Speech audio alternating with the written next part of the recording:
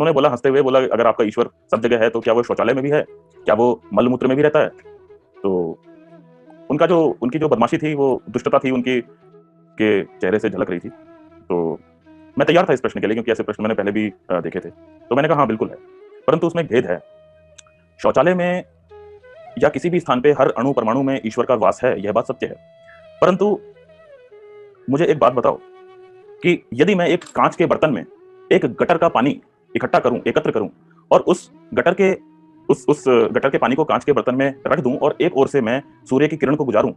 सूर्य की किरण उस काँच के बर्तन पे पड़ेगी, उस गटर के पानी के से होते हुए पार निकलेगी।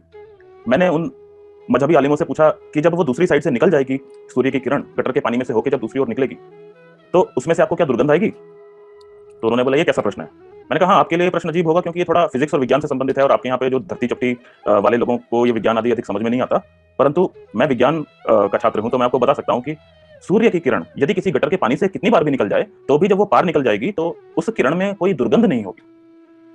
तो मैंने फिर उनको समझाया कि ये जो फिजिक्स का नियम है, इस प्रकार कार्य करता है कि कोई वस्तु किसी दूसरी वस्तु से दूषित तभी हो सकती है जब उसके जो डायमेंशंस हैं, उसके जो साइज़ है, उसके जो पार्टिकल का साइज़ है, वो एक दूसरे के कंपेरेबल हो, वो एक दूसरे से मिलता-जुलता सा हो।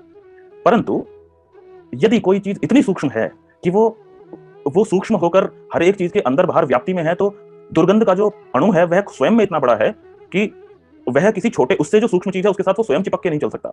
तो इसलिए हमारा ईश्वर इतना सूक्ष्म है कि जिस प्रकार से गटर के पानी की दुर्गंध उस सूर्य की किरण में चिपक नहीं सकती, अर्थात इस संसार की कोई भी गटर का पानी, इस संसार का कोई भी दूषित पदार्थ जब सूर्य की किरण को मैला नहीं कर सकता, तो हमारा ईश्वर तो उस सूर्य की किरण से भी अधिक सूक्ष्म है, उससे भी अधिक छोटे आकार का है। तो इसलिए हमारे ईश्वर पे शौचालय का कोई प्रभाव नहीं होता, उसके ऊपर गंदगी चिपक नहीं सकती।